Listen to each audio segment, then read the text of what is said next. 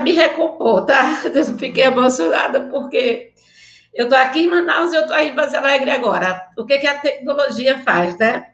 Então, para mim é uma honra muito grande estar com vocês nesse momento. É como se vocês estivessem aqui comigo e eu aí com vocês. Vocês se transportam para cá e eu estou me sentindo aí em Vaza Alegre como se eu estivesse dentro do Zé Correia. Muito obrigada às palavras do diretor, não é, o Anderson. Vaza Alegre é uma cidade assim que nós somos uma família, né? Quando ele fala assim, ó, eu sou parente de fulano, primo de fulano, termina sendo da minha família, nós somos uma família. Eu vendo os meninos entrando aí, e eu vendo o sobrenome deles, apesar de serem todos jovens, que não são da minha época, né? Porque faz 30 anos que eu saí de Vaza Alegre, eu fui professora de Eliane que está aí, né? Então, assim, esses jovens que estão aí, certamente não me conhecem, mas eu vendo o sobrenome deles, eu vejo tudo que é gente parente, gente conhecida, de família conhecida, porque é uma cidade onde todo mundo termina sendo muito próximo um do outro, né? E fico muito feliz e honrada pelo convite, e feliz de saber que Vaza Alegre é uma cidade que está à frente na educação, não é? Uma cidade que... Muito obrigada, gente, pela acolhida, muito obrigada pelos elogios, né? Então, eu vejo sempre assim o Ceará como um estado que se destaca. E Vaza Alegre, agora mesmo recebeu um selo da Unicef, não foi? Fiquei muito feliz, a gente está aqui distante, mas acompanha. Eu sou uma educadora nata, nasci para ser educadora, e fico muito feliz de ter podido um dia contribuir com a educação aí, ser fruto dessa educação daí, e também de colaborar com a educação aqui no estado do Amazonas. Então, é um grande prazer, eu espero refletir com vocês e colaborar com vocês um pouco sobre o que vai interessar, assim, mais especificamente para vocês conseguirem os objetivos de vocês no Enem. Então, muito obrigada pelo convite. E quando a Eliane me convidou para dar essa aula sobre o Enem, eu pensei nesses dois assuntos mais específicos que são muito cobrados na prova do Enem, porque a prova do Enem é diferente daquelas provas que nós fazíamos tradicionalmente quando eu fazia vestibular, não é? Não é aquela gramática bem normativa e aquela gramática bem fragmentada. A prova do Enem trouxe uma nova roupagem, assim, para fazer com que o aluno, ele entenda o mundo em que ele vive. E a prova é muito interdisciplinar, não é? As disciplinas, elas conversam entre si. E também o objetivo maior é estabelecer essa relação entre as disciplinas e fazer com que o aluno leia, entenda, interaja e se sinta participante desse mundo em que ele vive, não é? Então, baseado nisso, eu escolhi esses dois assuntos, variação linguística e funções da linguagem. Então, eu queria fazer com vocês uma aula bem assim, dinâmica, interativa. Vocês, quando vocês quiserem participar, pode ligar o microfone, pode perguntar, pode participar, tá bom? Eu fiz o seguinte, eu botei os slides com algumas definições, nós vamos conversando, e no final eu coloquei 10 questões para nós fazermos juntos, tá? Eu vou lendo e vocês vão respondendo. Eu queria uma parte, assim, de participação de vocês. Então, para esses jovens que estão aí no terceiro ano, eu tenho uma frase que, assim, norteia a minha vida e que eu gostaria de dizer para vocês. Eu pensava que essa frase era minha, eu pensava que eu tinha criado essa frase. Você é do tamanho do seu sonho. Eu sempre me inspirei nisso. Um dia eu entrei na livraria e quando eu cheguei, que eu olhei, tinha um livro com esse nome, Você é do tamanho do seu sonho. E eu fiquei muito triste porque eu pensava que eu que tinha criado essa frase, né? Mas, o que eu queria dizer para vocês? Que é isso, correr atrás do sonho. Vocês são jovens e vocês precisam ter determinação para vocês mudarem a vida. E através da educação. A educação é a única forma que a gente tem de transformar a nossa vida e de transformar o mundo, tá bom? Então, começando com variação linguística, que é um assunto bastante cobrado na prova do Enem. Todas as provas do Enem trazem questão de variação linguística, porque a gente percebe a postura dessa banca querendo acabar com esse preconceito linguístico que existe na nossa sociedade. Então, nós vamos refletir um pouquinho sobre as diferentes formas de comunicação. A língua, ela é dinâmica e há várias possibilidades de manifestação do uso da língua. Então, existe um preconceito na sociedade muito grande de achar que todas as pessoas devem falar da mesma forma. Isso é inconcebível num país como o nosso, de uma extensão territorial muito grande e também de diferentes níveis sociais e culturais. Então, nós devemos partir do princípio de que não se deve ter preconceito com a forma como as pessoas falam. Então, a partir do momento que você entende isso, você não vai cometer o equívoco de analisar e interpretar uma questão de níveis de linguagem, variação linguística, adequação da linguagem de forma incorreta no Enem. Porque se você for analisar pensando que todas as pessoas devem falar de uma única forma, você pode se equivocar na hora de fazer uma questão desse conteúdo, né? Então, o que é nível de linguagem? São essas formas diferentes de falar, de acordo com a situação de comunicação, de acordo com o nível social, de acordo com o nível cultural dos interlocutores. E nós devemos ter um respeito pelas pessoas que falam diferente de nós. Então, não é que fulano fale certo, nem fulano fale errado. O certo e o errado é muito relativo. Depende do contexto de comunicação. Depende de quem fala e onde se fala, não é? Eu sempre digo para os meus alunos, para eles entenderem melhor, porque tem algumas pessoas que têm muito preconceito mesmo, e a gente sabe que a sociedade em si é muito preconceituosa com tudo, não é? Então, a sociedade, ela tem preconceito com as pessoas que falam diferente, não é? Por exemplo, em uma entrevista de emprego, sempre vai ser selecionado uma pessoa que tem um domínio de uma linguagem num nível mais formal e tal. Mas a gente tem que fazer a seleção e a adequação dessa linguagem e não ter preconceito com quem fala diferente de nós. Por exemplo, uma pessoa que nunca foi à escola ou que tem um mínimo básico de formação escolar não tem a obrigação de ter domínio da gramática, da norma culta, não é? E ela fala diferente, mas ela se comunica. E nem por isso ela deixa de exercer uma função social. Se alguém aqui for fazer letras, alguém que já fez letras, que está aqui assistindo a aula, deve ter lido o livro A Língua de Eulália, de Marcos Bagno, que ele diz que ele fala justamente sobre isso. Ele mostra Eulália, uma empregada doméstica, que fala problema, que fala fósforo, e, assim, as pessoas tinham muito preconceito com ela, mas o enredo e a função dessa obra, de acordo com o linguista, é mostrar que Eulália, ela exercia uma função e ela era uma pessoa muito sábia. E ela tinha uma patroa que era formada, que era rica e tudo, mas ela era tão sábia e ela exercia tão bem a sua função de doméstica e de ser humano dentro daquela casa, que ela ensinava, ela passava muitas lições de vida para aquela patroa que era formada. Então, essa obra quer mostrar que a pessoa, por mais simples que seja, e por ela não ter o domínio da norma formal, culta, padrão da língua portuguesa, ela exerce uma função dentro da sociedade e não é por não dominar a língua culta que ela deixa de se comunicar e de fazer o seu papel agente e transformador na sociedade, entendeu? Então, nós temos, a princípio, 2 níveis de linguagem, né? A linguagem formal, a culta, e a linguagem informal, a popular, a do dia a dia. A linguagem culta, como tem aí no slide, é essa que é dita, que é estudada na escola, pela gramática, a gramática normativa, e que nós precisamos dela para desenvolver uma atividade. Dependendo do ambiente, nós vamos precisar usar essa língua formal. Por exemplo, todos esses jovens que estão aí, eles vão precisar fazer uma dissertação no vestibular.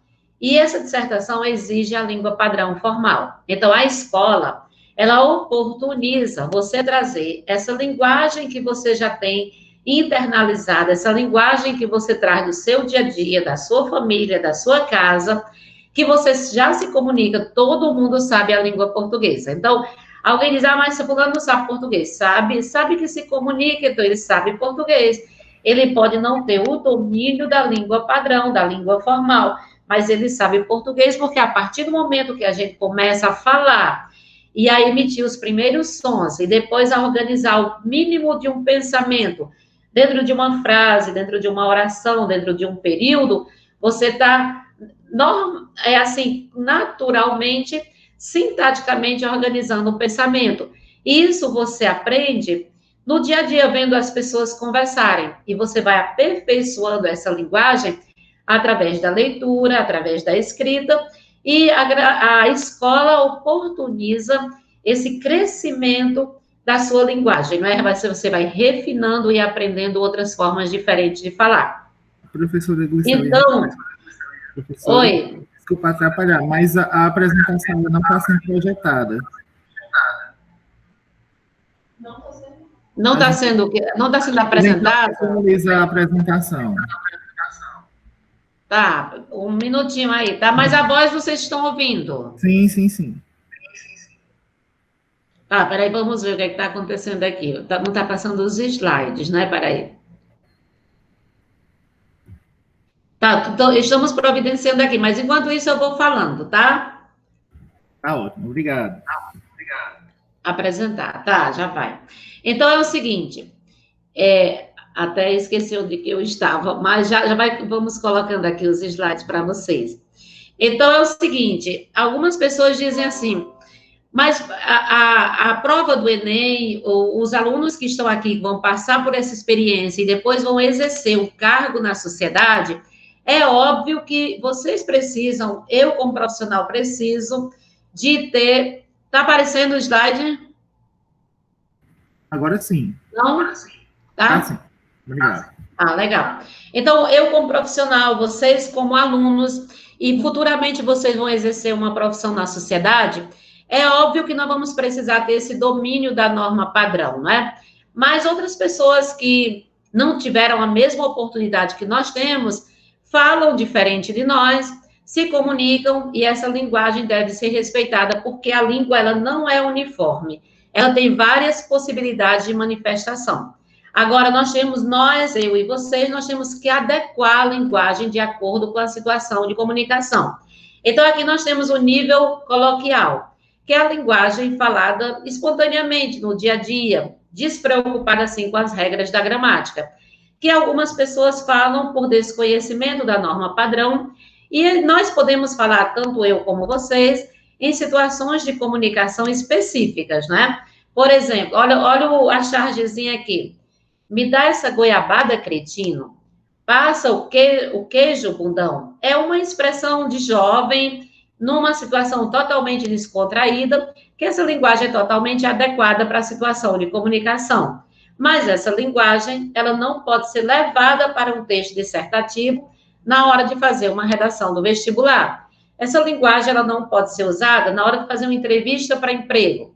Essa linguagem, ela não pode ser usada na hora de você desenvolver uma função dentro do seu trabalho.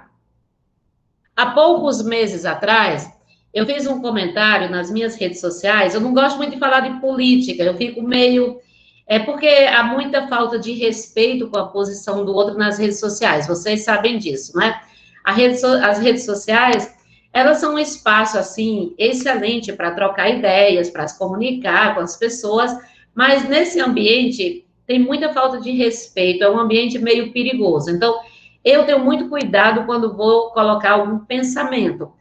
Mas há poucos dias atrás, eu me senti na obrigação de, como profissional da língua, falar um pouco e explicar para a população sobre esses níveis de linguagem.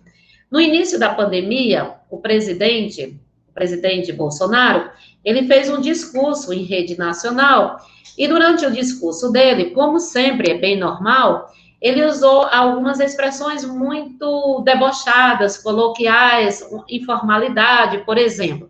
Num discurso falando sobre a pandemia em rede nacional, ele dizia assim, uma das expressões que eu me lembro, O meu filho aqui no meu condomínio, ele pegava todas. Então, eu me senti na obrigação de fazer um esclarecimento, e eu expliquei justamente isso, que aquela linguagem do meu filho pegava todas, para um discurso de um presidente em rede nacional, não está adequada. Agora, se esse mesmo presidente fala essa linguagem num churrasco com os amigos na casa dele, tá tudo certo, entenderam? Então, nós temos esse domínio da linguagem coloquial e da linguagem formal, culta, padrão. O que nós temos que fazer e a preocupação que nós temos que ter é de usar esses dois níveis de forma adequada, não é? E quando vocês forem fazer uma prova, que vocês forem analisar uma tirinha, um contexto, e marcar uma questão, vocês têm que observar a situação, o contexto da comunicação. Quem está falando, onde está falando e qual é a linguagem que está sendo empregada, se ela é adequada para aquele tipo de comunicação. Que aí não corre o risco de você errar uma questão, certo? Eu costumo dizer para os meus alunos que a linguagem é como um guarda-roupa de mulher. Todo mundo aqui conhece um guarda-roupa de mulher, não é? Todo mundo sabe que o guarda-roupa do homem, ali, 2 portinhas é o suficiente. O guarda-roupa de mulher, meio mundo de coisa. Treco de tudo que é jeito. Então, eu digo que a linguagem é como um guarda-roupa de mulher. Cada vez que a mulher vai sair, eu vou falar especificamente da mulher, mas o homem também não é muito diferente, não. Mas ela tem uma roupa apropriada para a situação. Ela vai para a piscina, ela tem uma roupa específica. Ela vai para uma festa de 15 anos, ela tem uma roupa mais glamurosa, mais arrumada, um sapato alto, uma roupa mais brilhosa, né? Uma maquiagem mais pesada e tal. Ela vai para a aula, vocês vão para a escola, uma farda, uma roupa mais simples. Para cada situação tem uma roupa específica. Seria muito inadequado você ir para a piscina de terno e gravata, não é? Então, a linguagem é da mesma forma, ela tem que ser adequada para o contexto de comunicação. Às vezes é até muito pedante, muito arrogante, usar uma linguagem muito elitizada em ambientes que não são. Então, essa adequação da linguagem é muito importante. Uma vez, eu vi um vereador, quando eu morava aí em Vaz Alegre, que ele era um homem muito culto, muito intelectual, ele lia muito, e ele se candidatou a vereador. E os outros vereadores aí da cidade, na minha época, eram pessoas muito simples, pessoas da zona rural, pessoas que não tinham esse domínio da gramática. E aí, nos palanques, eles falavam de uma forma muito informal e atingiam o público, porque a maioria entendia a linguagem deles. E esse outro vereador, que lia bastante, que tinha uma linguagem muito formal, muito culta, ele ia falar nos palanques usando essa linguagem mais culta, mais sofisticada, mais elitizada. Ele não conseguia se fazer entender. Ele não conseguia atingir o objetivo dele.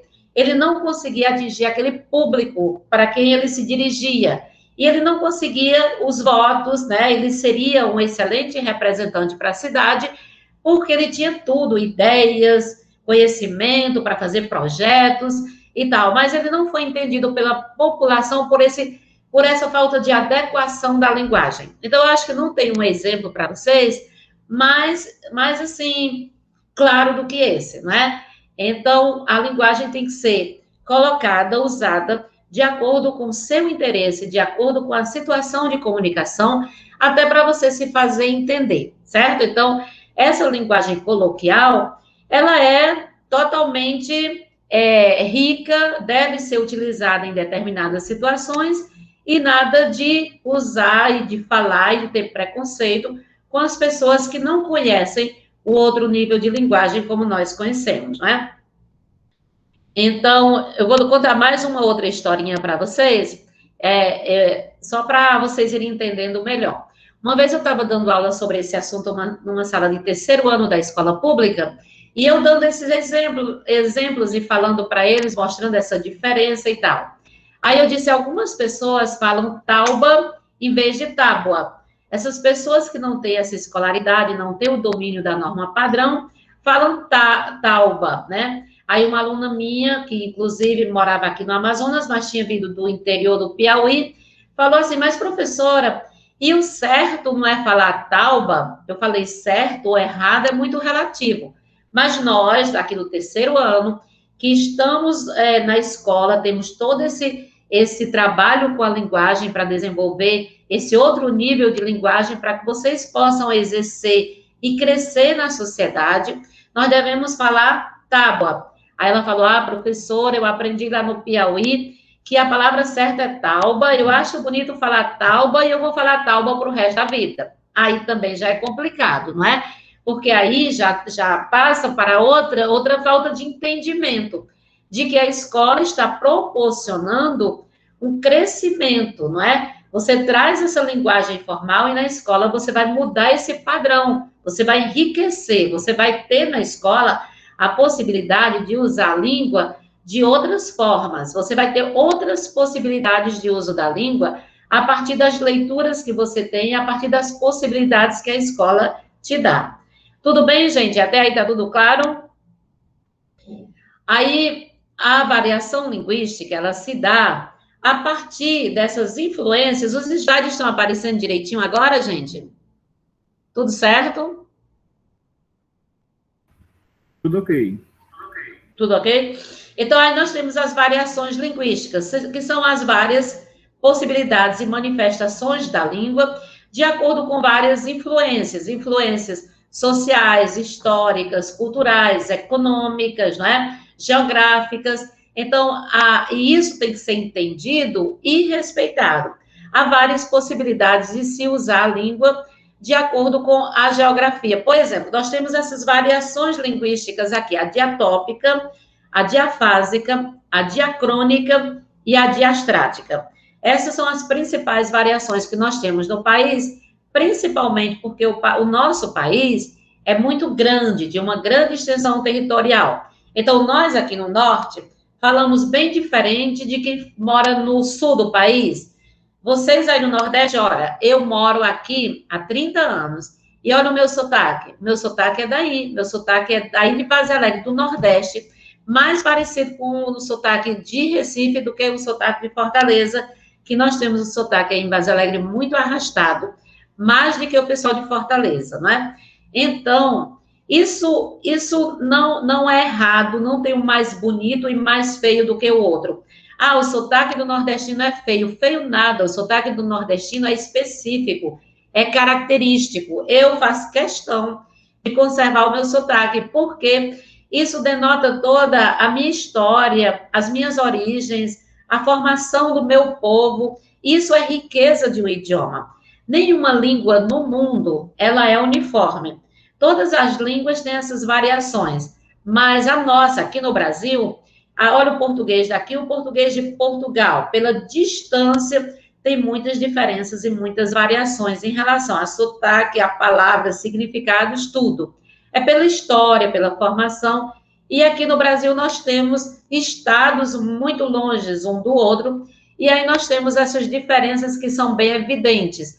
Mas, às vezes, as pessoas dizem assim, professora, eu vi em algum lugar que o maranhense é quem fala melhor o português, é quem fala o português mais correto. Gente, isso é mito.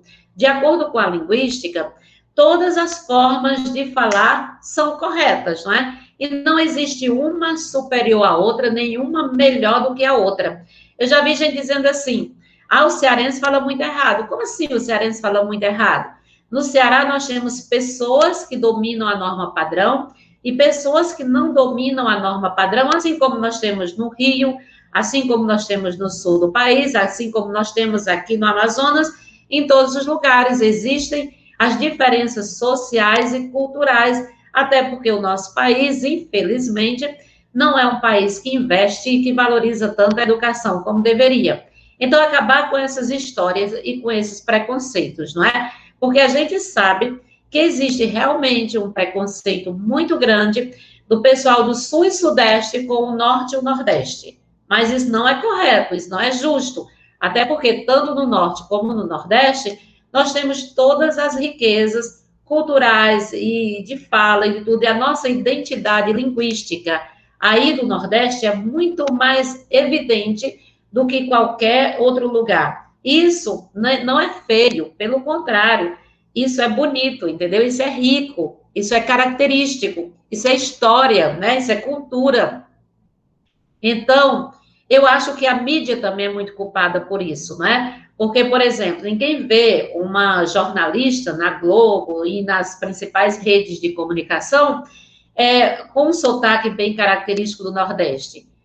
Então, eu acho que a própria mídia, em vez de mostrar essa beleza que é e essa riqueza que faz com que isso fique mais evidente, esse preconceito.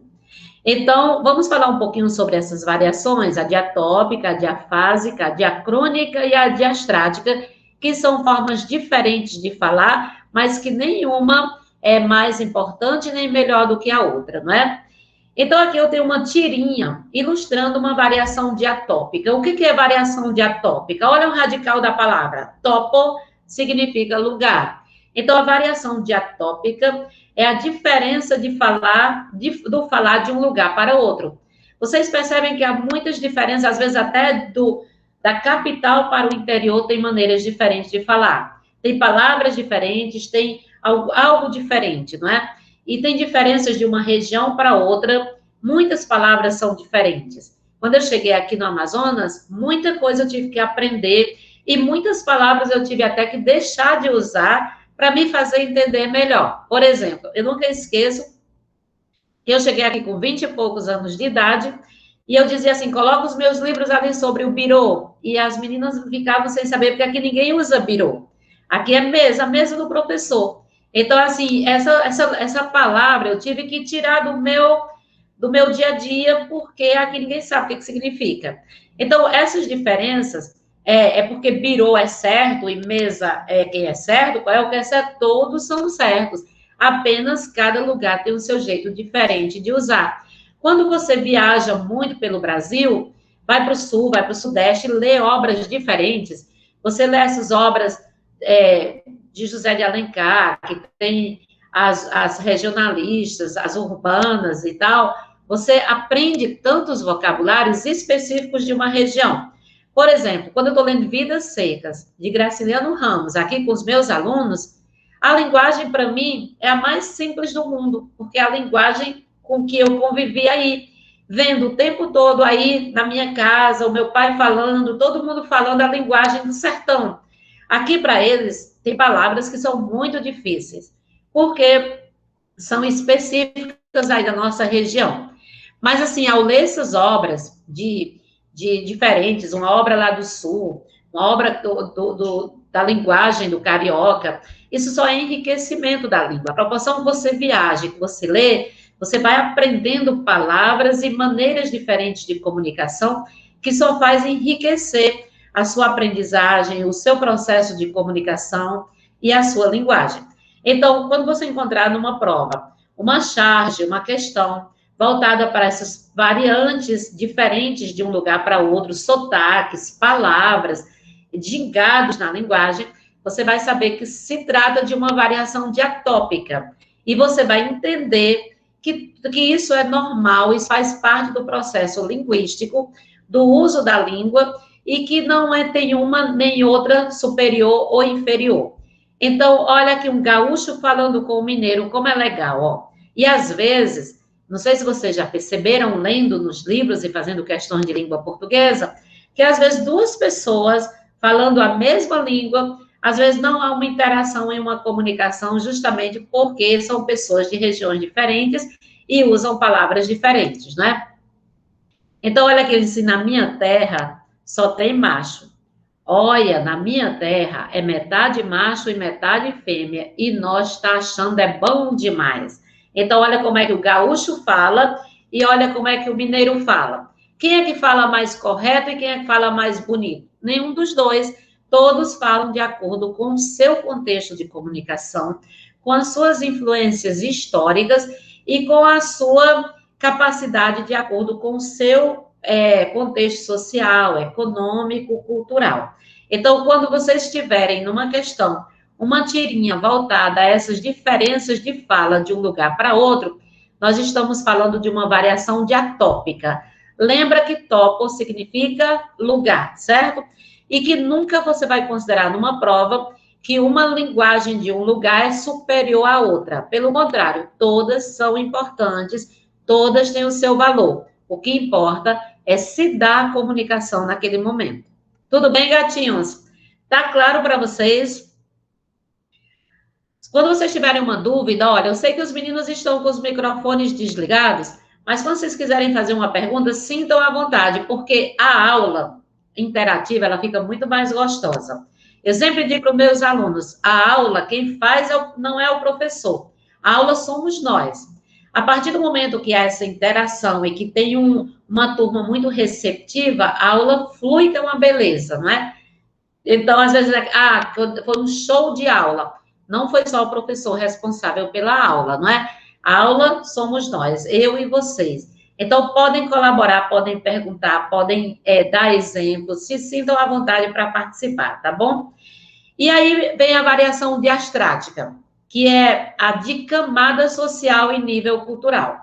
Acho que vocês devem perceber que dentro de uma mesma cidade, dentro de uma mesma comunidade, há pessoas que falam diferente, não é? Porque existe essa influência e tem pessoas, como eu estava dizendo no início, que têm escolaridade, que têm leitura, que lê, que na família se criou esse hábito da leitura, e essas pessoas falam diferente de quem não tem essa mesma oportunidade.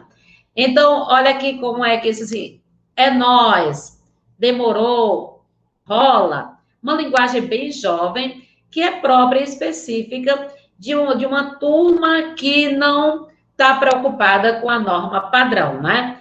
Então, essa variação diastrática é a diferença não de um lugar para outro, mas de nível social. Eu percebo isso claramente, olha, eu trabalho na escola particular, sempre trabalhei, e sempre trabalhei na escola pública. Então, eu saio do terceiro ano da escola particular e vou para o terceiro ano da escola pública. Você percebe a diferença de fala deles pelo nível social deles. Pelo nível social, apesar deles terem mesmo nível cultural, todos estarem no terceiro ano, mas uns vêm de bairros elitizados e outros vêm de periferias. Então, a linguagem da periferia é diferente da linguagem do bairro elitizado. É diferente, mas não menos importante, entendeu? Então, essa diferença de acordo com o nível social e cultural, a gente chama de variação diastrática. A diferença de um lugar para outro, a gente chama de variação diatópica. Tudo bem, gatinhos? Entendido? E agora vem a variação diacrônica. Crono significa tempo, não é? Vocês sabem que a língua muda de acordo com o tempo. Vocês quando conversam com os avós de vocês percebem que eles usam palavras que já caíram de moda e palavras novas vão surgindo? Isso é próprio do processo de comunicação. Toda língua é assim, dinâmica. Por exemplo, às vezes eu falo alguma coisa que a minha filha diz, mamãe, não é mais assim que se fala. Vamos merendar? Mamãe, não é mais merendar. Vamos lanchar? Uma vez eu cheguei em São Paulo e a minha máquina fotográfica, que eu chamo, quebrou e eu fui comprar uma quando eu entrei no shopping. Ela disse, eu quero uma máquina fotográfica. A moça olhou e disse assim, uma câmera digital? Quer dizer, minha linguagem já estava ultrapassada, né? Então, a língua, ela muda de acordo com o tempo. Se você conversar com seus avós, você percebe isso. Então, quando você perceber uma tirinha, uma charge, alguma comunicação que tiver nesse nível de palavras mais arcaicas e palavras mais modernas, você vai saber que ali se trata de uma variação diacrônica, né? Quando você lê Machado de Assis, você percebe muito isso. E os livros, né? Do romantismo, do realismo, você percebe muito uma linguagem e muitas palavras que já não se usam hoje em dia, não é?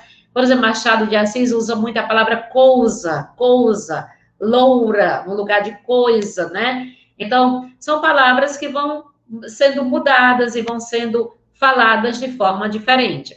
Então, na minha época que eu digo, mas eu ainda estou na minha época, né? Mas quando eu era jovem como vocês, a gente tirava um retrato.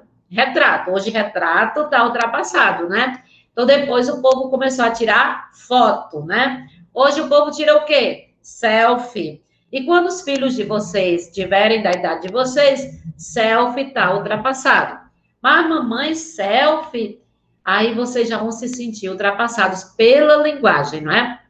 Então, Isso é a variação diacrônica. A variação que vai mudando de acordo com o tempo.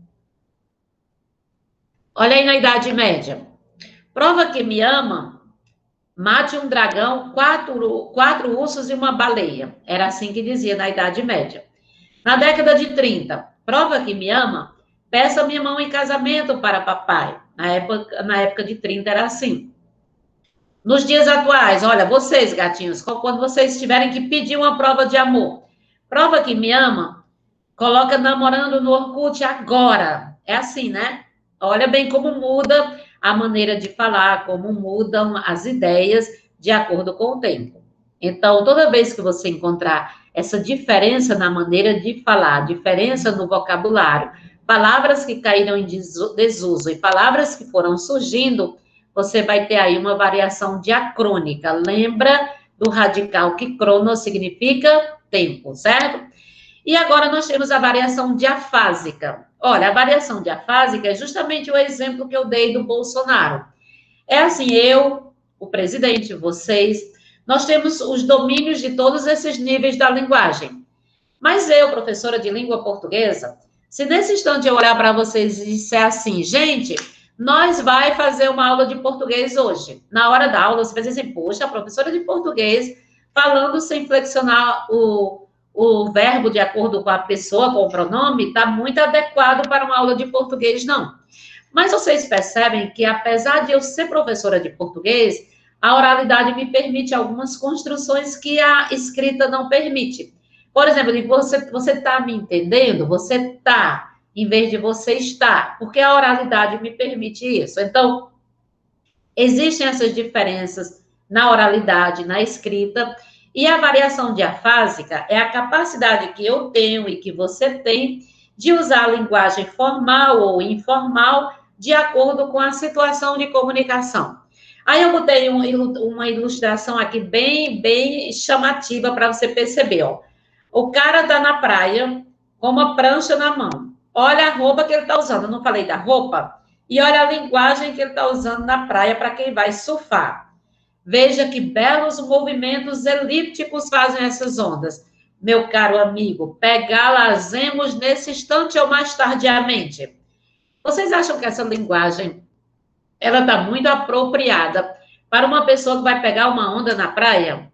Uma mesóclise. A gente entende que uma mesóclise é bem comum e não combina muito com essa situação de comunicação. Então, é justamente aquele exemplo que eu dei do Bolsonaro e o exemplo que eu dei do vereador que não conseguiu atingir a população por falar uma linguagem inadequada para aquela situação de comunicação. Então, na praia, eu sou professora de português, vocês são alunos do terceiro ano. Tem alguns professores assistindo essa aula e eu tenho certeza que quando eles estão em casa, com os amigos, com a família, eles usam uma linguagem, uma fala mais descontraída, mais à vontade. E quando vai elaborar um texto, quando vai programar uma aula, quando vai fazer uma palestra, quando vai se pronunciar em público, tem um certo cuidado de falar mais de acordo com a norma padrão. Então, a variação diafásica é essa de escolha. Eu tenho o domínio dos dois níveis de linguagem e eu vou escolher de acordo com a minha situação de comunicação, certo? Então, uma mesóclise não é muito adequada, essa linguagem muito formal não está muito adequada para essa situação de comunicação, assim como o terno não está adequado para uma pessoa que está na praia. Por isso que eu dei o exemplo da roupa, que é o mesmo estilo, é uma analogia muito boa para você entender a adequação da linguagem. Tudo bem, criaturinhas? Até aí, tudo bem? Então, assim, nós falamos desses níveis de linguagem e de acabar com essa história desse preconceito e entender que o certo e o errado é muito relativo, né? Não é olhar uma questão e dizer, está errado porque não está de acordo com a norma padrão. Você pode errar uma questão. Você tem que verificar se aquele nível de linguagem está sendo empregado num contexto adequado, por uma pessoa adequada, para você não errar uma questão dessa. Quando eu trabalhava essa questão no terceiro ano, ano passado, na escola particular, Eu tinha uma aluna que dizia, não, professor, isso está errado. Não é assim. Todo mundo tem que dominar a gramática. E quem fala diferente da gramática está errado. Oh, você está agindo com preconceito, porque nem todo mundo tem as mesmas oportunidades que nós temos. E se você entender dessa forma, você vai errar muitas questões de variação linguística na prova do Enem, certo? Então, agora nós vamos já passando para a outra parte da nossa aula de hoje, que é sobre as funções da linguagem. Toda vez que você vai escrever, um autor vai escrever, ele tem um objetivo, ele tem uma função. Qual é o meu objetivo ao escrever esse texto? Qual é a minha função social com esse texto? Então, nós vamos começar a ver, e essa matéria é muito cobrada também no Enem, porque a prova do Enem, ela é mais assim, no nível interpretativo, é mais, o objetivo mais é uma prova mais contextualizada, fazendo com que o aluno interaja, entenda e se comunique. O objetivo é fazer com que o aluno entenda e se comunique, entenda o processo de comunicação. Então, por isso que esses dois conteúdos sempre estão presentes na prova do Enem. Então, primeiro, para a gente entender as funções da linguagem, nós vamos fazer uma revisãozinha no processo de comunicação. O processo de comunicação é um emissor, no caso aqui sou eu, que estou transmitindo uma mensagem. O que é a mensagem? É a informação que está sendo dada. Qual é a informação que está sendo dada aqui? Uma aula sobre o processo de comunicação. O emissor passa uma mensagem para o receptor. Quem são os receptores nesse processo de comunicação agora? São vocês, alunos do terceiro ano da Escola José Correia, que estão recebendo essa mensagem, não é? Então, nós estamos usando um código. Qual é o código que nós estamos usando para que a comunicação chegue do emissor ao receptor? É o código. Qual é o código usado nesse processo de comunicação agora? É a língua portuguesa falada e escrita. Eu estou transmitindo uma mensagem, que é o processo de comunicação, a aula, e eu estou transmitindo através de um canal. Qual é o canal que está sendo usado? Nós estamos usando aqui, nesse momento, a internet, não é? O computador, a internet, para que a comunicação chegue de mim, aqui de Manaus, para vocês aí em Vaz Alegre, no Ceará. Que chique, né, gente? Como é interessante a tecnologia. Porque eu estou me sentindo como se eu estivesse aí no Zé Correia hoje, que foi a escola, a minha primeira escola, quando eu saí da zona rural, que eu nasci na zona rural, e quando eu fui estudar na cidade, foi a minha primeira escola. Eu lembro como se fosse hoje, eu estudando aí no Zé Correia com a minha professora Maria Nilce, que era linda e maravilhosa, que faleceu muito cedo, e que eu hoje não me conformo com a morte dela. E quando a dona Maria Nilce entrava na sala de aula, eu achava tão chique que eu pensava que era como se fosse a Xuxa saindo da nave. Vocês não são da época da Xuxa? No programa dela, né, quando ela saía para os baixinhos, a Xuxa saía de uma nave que era uma princesa. E quando Dona Maria Nilce entrava na sala de aula, era como se fosse para mim a Xuxa saindo da nave. E eu acho que ela foi muito influenciadora para eu decidir ser professora, porque eu achava muito bonito aquilo tudo, entendeu? Eu acho que ela foi um modelo, assim, um paradigma para mim. E aí eu acho que a minha história começou por aí, tendo essa vontade de também um dia estar ali na frente, fazendo aquilo que ela fazia, porque eu achava muito interessante.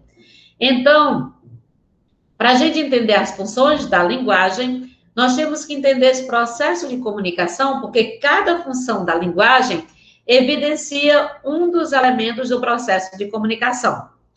Tudo bem? Para poder fazer sentido para vocês. Então, vamos lá. Segunda parte. Gente, tá tudo certo aí, o som, os slides estão aparecendo, dei só um ok, está tudo legal. Para não estar falando aqui de graça, né? Tá tudo direitinho para vocês? Tá ok? Então, vamos lá. Como são 6 elementos no processo de comunicação, são 6 elementos. O emissor, o receptor, o código, a mensagem e o canal. E aí, as funções da linguagem também são 6. Qual o objetivo do autor escrever um texto? Então, primeiro, nós temos a função referencial, denotativa ou informativa da linguagem. Quando que você vai dizer que num texto predomina a função referencial denotativa ou informativa da linguagem? Lembrando para vocês logo que no mesmo texto podem aparecer 2 ou 3 funções da linguagem no mesmo texto. Vai depender de como é feita a pergunta. Normalmente, os professores ou a banca do vestibular, eles perguntam assim: qual é a função da linguagem que predomina nesse texto, certo? Então, quando é que você vai dizer que predomina a função referencial denotativa ou informativa da linguagem? Quando o objetivo daquele texto é informar, é comunicar. E a linguagem é empregada no sentido denotativo. O que é denotação? Existem 2 maneiras de empregar as palavras, sentido denotativo e sentido conotativo. O que é sentido denotativo? É o sentido real, sentido da palavra lá no dicionário.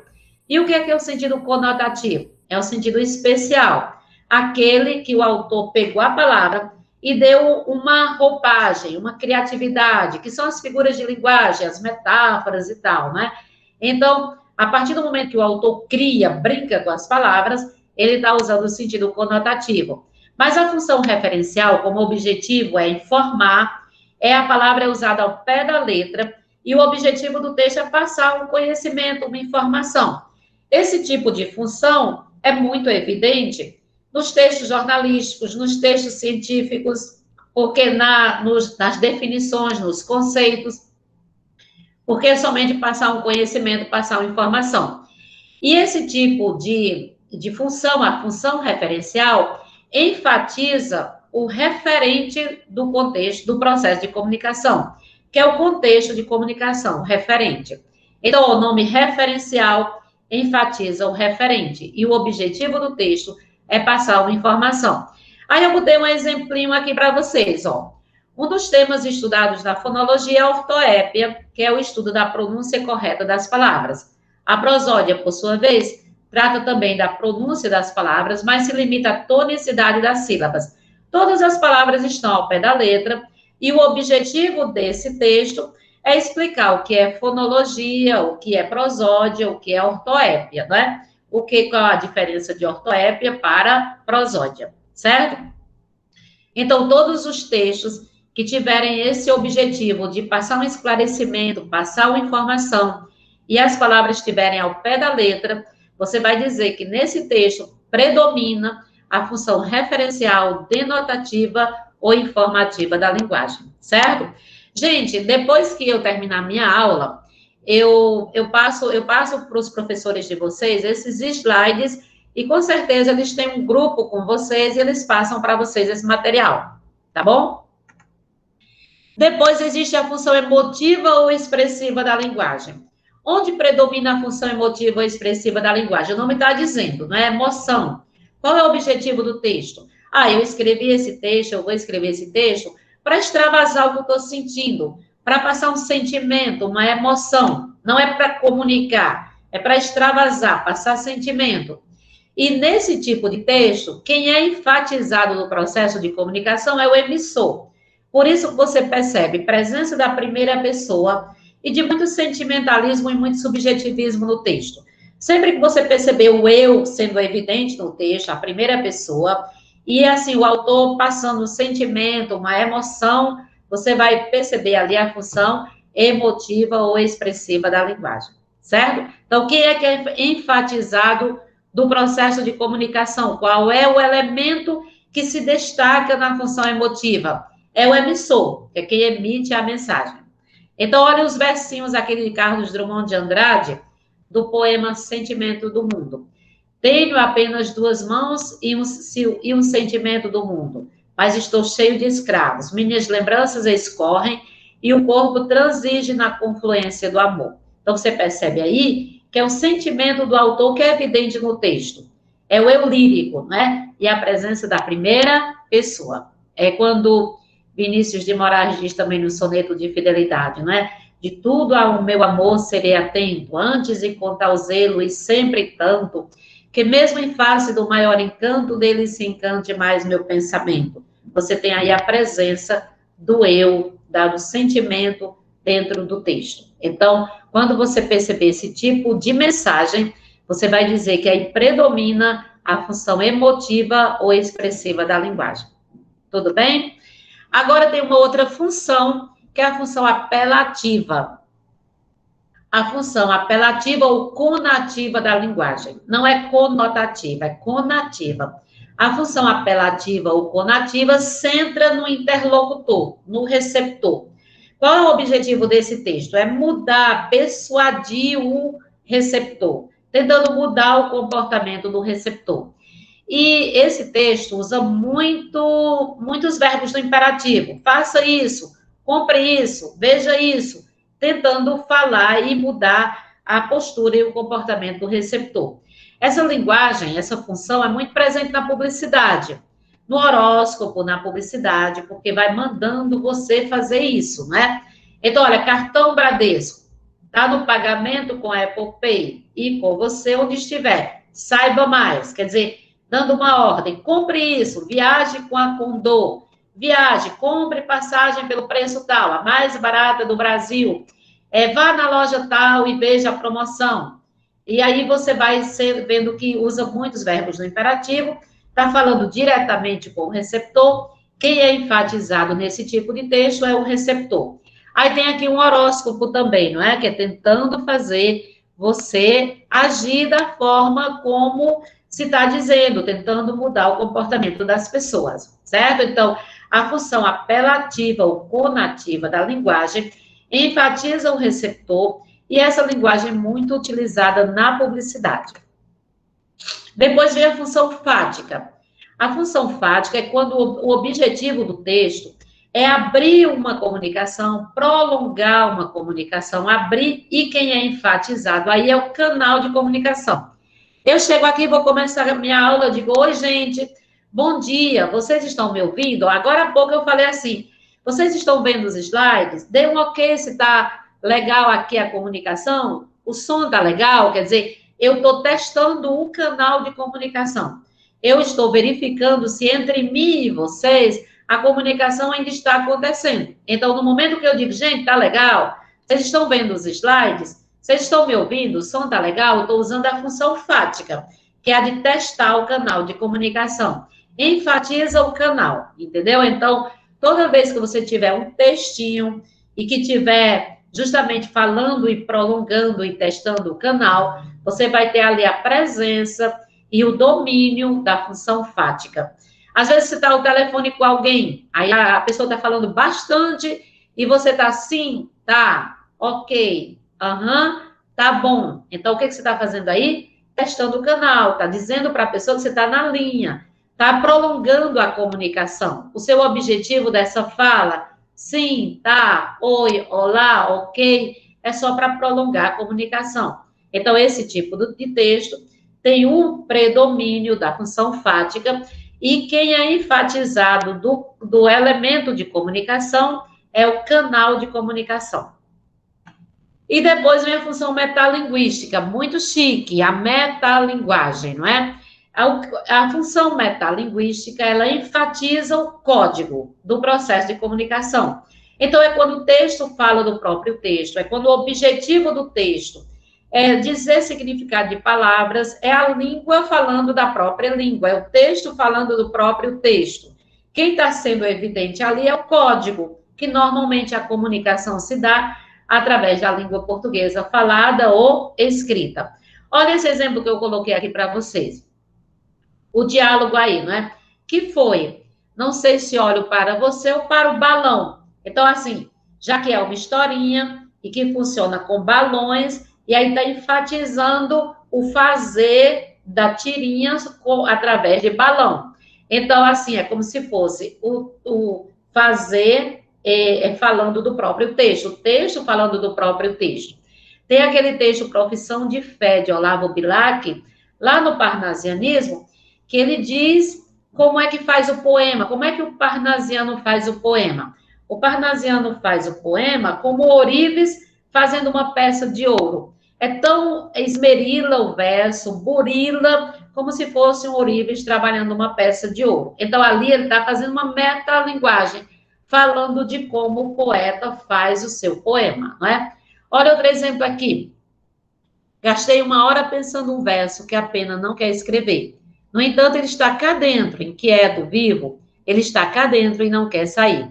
Mas a poesia deste momento inunda minha vida inteira. Então, o poeta, falando do momento de inspiração para fazer a poesia dele. Então, é o texto falando do próprio texto.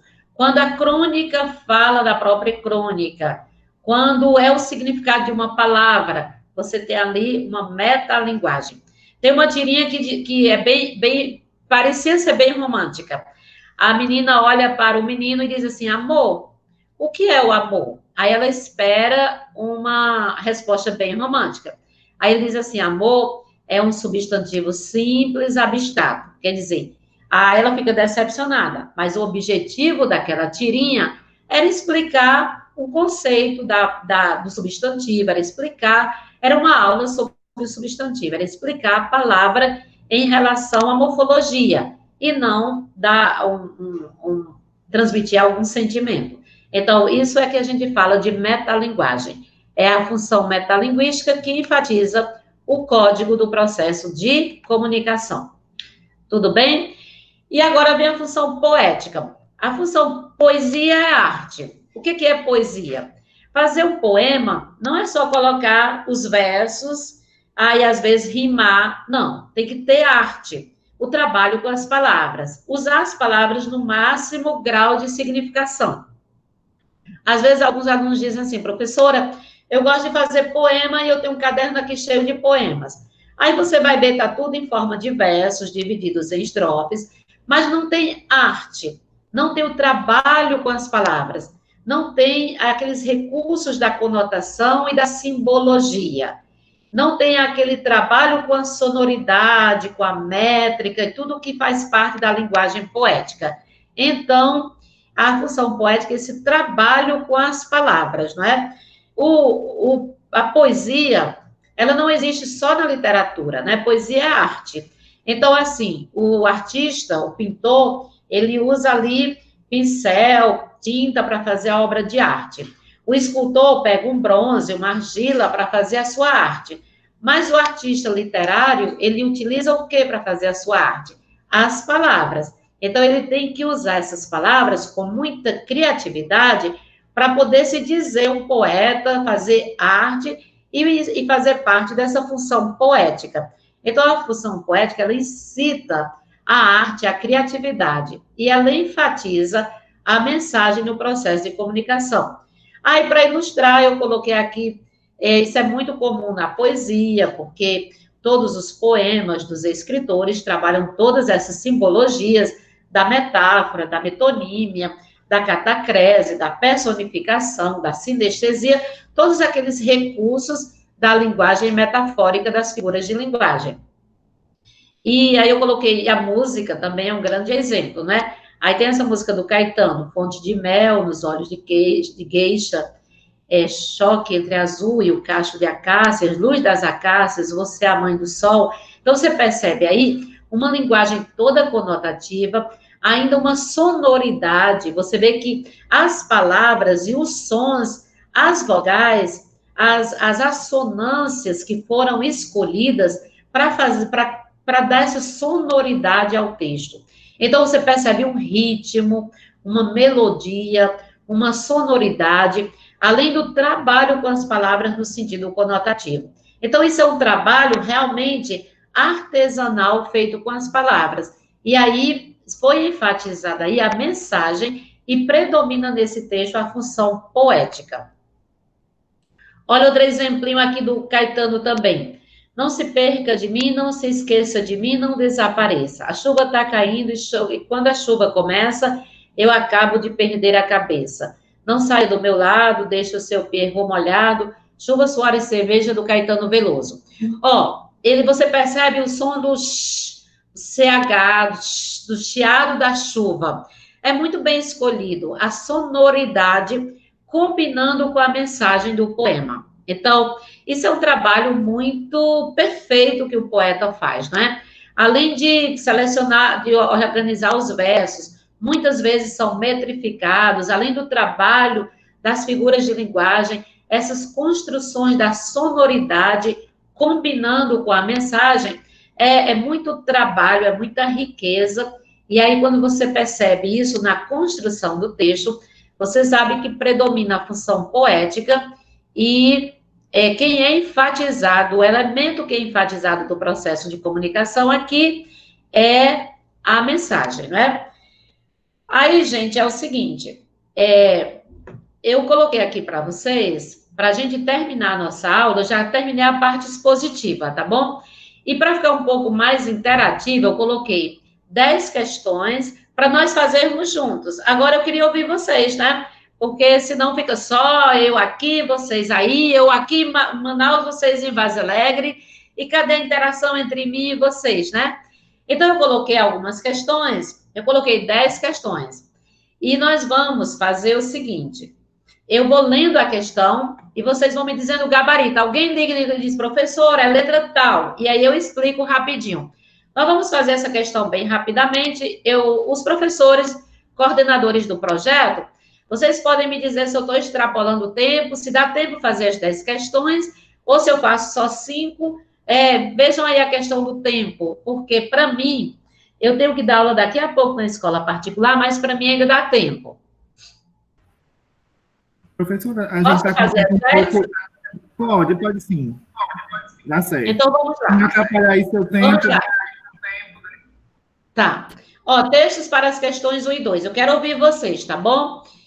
Olha, o texto de Patativa do Assaré, nosso conterrâneo aí, né? Nordestino, que usa uma linguagem totalmente informal, de quem não tem escolaridade, mas tinha sangue de poeta na veia, nasceu para ser poeta e ficou conhecido no mundo inteiro. É um orgulho para nós, nordestinos, fazer essa menção à Patativa do Assaré. E aparecem muitas questões com textos dele no Enem, que é um orgulho para nós, né? Escute o que estou dizendo, seu doutor, seu coronel. De fome estão padecendo meus filhos e minha mulher. Sem briga, questão nem guerra, meça dessa grande terra umas tarefas para eu. Tenha pena do agregado, não me deixe deserdado. Esses são os versos do nosso conterrâneo Patativa do Assaré. Uma questão do Enem, para nossa honra, ter Patativa do Assaré numa questão do Enem. A partir da análise da linguagem utilizada no poema, infere-se que o eu lírico revela-se como falante de uma variedade linguística específica. Como esse falante em seu grupo social é identificado? Como é que nós identificamos, de acordo com a fala, de acordo com o nível de linguagem que é utilizado, como é que nós caracterizamos esse eu lírico, que é o sentimento que é colocado no poema? É uma pessoa que tem escolaridade ou uma pessoa que não tem escolaridade? É uma pessoa que tem um nível social, cultural, financeiro muito alto, ou uma pessoa que tem um nível social, cultural e financeiro mais limitado, que não teve acesso à escola, mas que nem por isso deixa de comunicar e de fazer poema com muita qualidade e muito característico. Por quê? Se uma pessoa usar a linguagem formal para falar de fome, de pobreza, de miséria e de seca do Nordeste, vai ter a mesma expressividade que Patativa do Assaré, falar de todo esse sofrimento numa linguagem bem característica da pessoa que passa por isso, não é muito mais adequada a linguagem dele? Então, eu imagino que vocês vão dizer, essa eu vou responder para ir mais rápido, que é justamente um falante que não tem essa escolaridade, que participa de um grupo mais marginalizado, que não teve acesso à comunicação, assim, à língua padrão formal, não é? Agora, a segunda, eu queria que vocês respondessem. Que função da linguagem predomina nesse texto? Qual é dessas 6 funções que nós vimos? A referencial, a emotiva, a conativa, a metalinguística, a poética ou a fática? Qual é a que predomina nesse texto de Patativa do Assaré? Alguém gostaria de responder? Meninos, eu quero ouvir a voz de vocês. Oi, professor. Oi. Eu posso imaginar que ele está dando uma informação, ele está falando sobre fome. Né? Patativa do Assaré está falando sobre fome e os problemas do Nordeste. Então, se ele está falando sobre isso, ou ele está dando informação sobre. Então, é a minha função referencial. Olha, príncipe, que bom que você participou. Gostei da sua participação. Primeiro, eu gosto de homem assim, de coragem, certo? E nordestino é assim, arrojado. Todo nordestino é corajoso, né? Ó, diz assim, o nordestino é, antes de tudo, um sertanejo, antes de tudo, um forte, né? Então, você é esse homem arrojado. Mas, veja bem, lá no poema, ele diz, ele usa a primeira pessoa, ó. Escute o que estou dizendo, seu doutor, de fome estão padecendo meus filhos e minha mulher. Meça nessa grande terra umas tarefas para eu, quer dizer, ele está colocando o sentimento dele, da família dele, da fome e da miséria. Quer dizer, no texto, o objetivo maior, você tem razão que ele está comunicando a fome, mas ele não está só comunicando. Ele não está fazendo um texto só para comunicar. Ele está também passando o sentimento do que ele está sentindo, entendeu? Ele está usando muito a primeira pessoa. Então, a função referencial, denotativa ou informativa, ela é mais objetiva, ela é mais impessoal. E aqui você vê a presença do eu, da primeira pessoa no texto, certo? Então, aqui, apesar de você perceber que ele comunica, claro, mas o que predomina, o objetivo maior, é o sentimento que ele está colocando e usando a primeira pessoa. Então, predomina aqui a função emotiva ou expressiva da linguagem. Tudo bem? Mas, assim, você tem razão que ele comunica, claro. Mas aí você faz uma observação aí, tá bom?